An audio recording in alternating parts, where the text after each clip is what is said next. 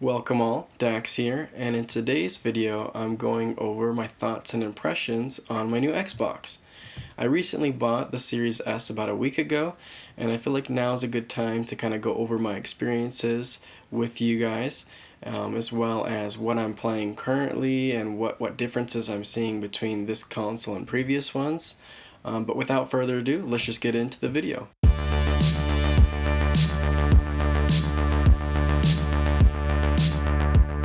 The first thing I noticed when unboxing the console is how much I like the simple design of it. I guess it would be kind of against Microsoft's brand if they did anything besides a box, but I really like the clean, straightforward look of it.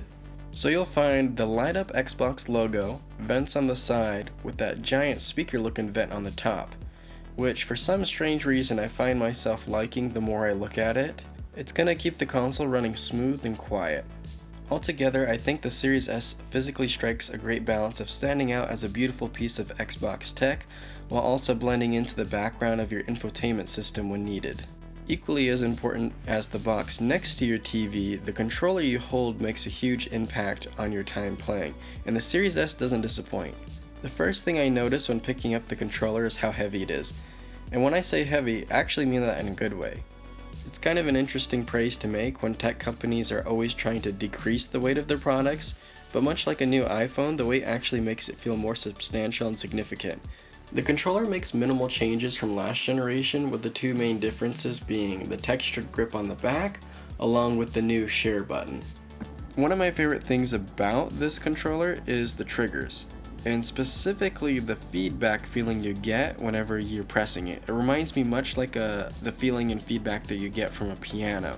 One thing I wanted to mention is how much I appreciate Microsoft giving the Series S the same controller as the Series X. They could have easily dumbed down the controller and given players a cheaper one, but at that $299 price tag, I feel like players will really appreciate getting that quality controller. Overall, on a physical level, between the console and the controller, you really feel like you're getting a quality experience out of your $300 transaction. Now, why did I get an Xbox? Well, as I kind of mentioned in my second video of this channel, I've had a lot of experience with Sony and Nintendo throughout the years, but I've kind of only really played the original Xbox. I've barely used the 360 and I never even had a One. So these last two generations I've just missed out on a lot of games. I'm not a Sony fanboy, I just think that for me they had the better offerings these last two generations. But now I actually think Microsoft has something to offer. And I'm not saying that they weren't good before, like the Xbox One doesn't suck. But when you put it in comparison to the PS4, I feel like for me and what I want out of my console, it was clearly the no-brainer choice. But as I said, that all changes this time around. Now Xbox has a lot of enticing options for me as a player to actually want to spend money on buying their consoles. My plan long term is to own both next-gen consoles. It wasn't hard for me to decide which one to get first. I don't have an Xbox, and so I can catch up on a lot of the games I missed. And then Sony's not really making me too worried about getting a PS5 because most of the games they're releasing are coming out on PS4 anyways. I mean, I will get it, but between the two, it makes more sense to have gotten the Xbox first.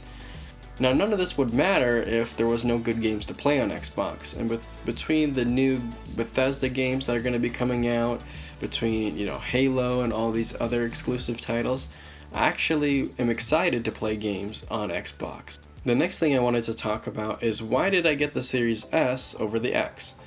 Well, to put it simply, I just couldn't find an X. I mean, that's the most straightforward answer. But during my search when I was looking for the X, I found a bunch of Series S's. I ran into probably at least like 7 different times when I could have bought the S. And there was only one time that I saw an X. And the one time that I saw it, it sold out with it before I could even enter in my credit card. Now, all this trials and tribulations made me to start to think about why do I want the X over the S, and really the two main reasons are the disk drive and 4K. And when I really broke it down, I thought about what that actually means.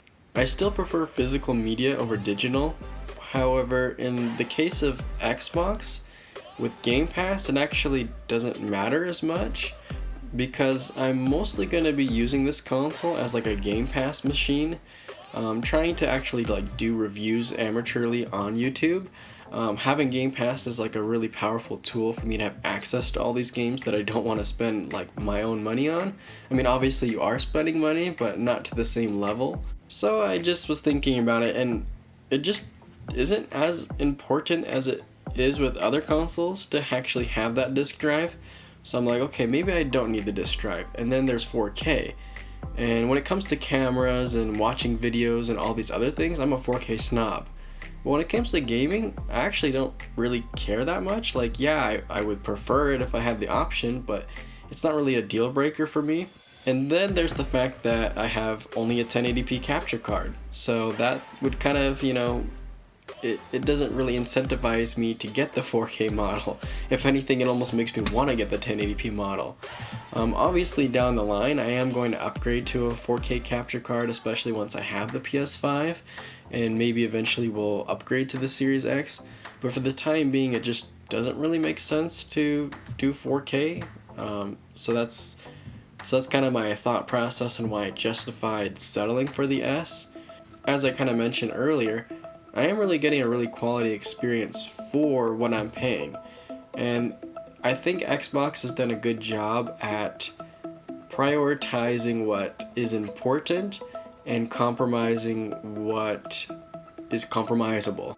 Now, talking about the UI, I think it's a really solid UI. It's very effective. Simple, easy to navigate, nice to look at, kind of like the outside of the console.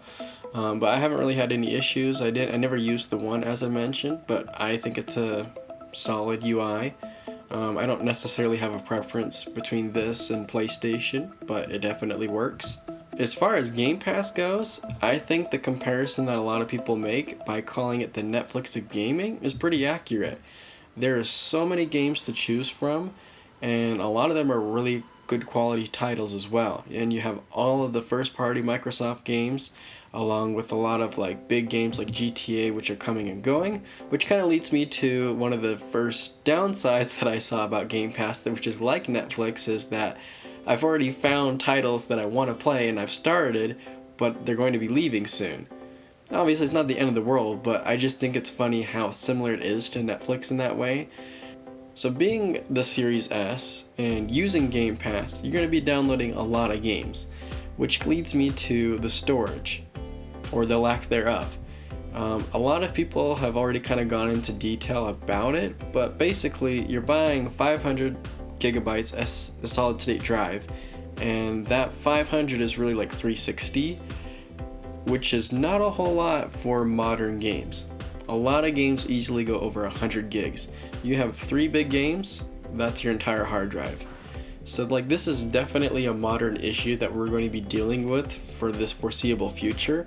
Even though this is the worst console with the S as far as dealing with managing storage, it still applies to the PS5 as well as even the X. I mean, you're getting double the storage, but that's still not a lot of space to work with. You're really paying the price for that SSD. This is the kind of compromise you have to make. You can always buy an external hard drive, save your save data on there, and then delete games as you're putting on new ones.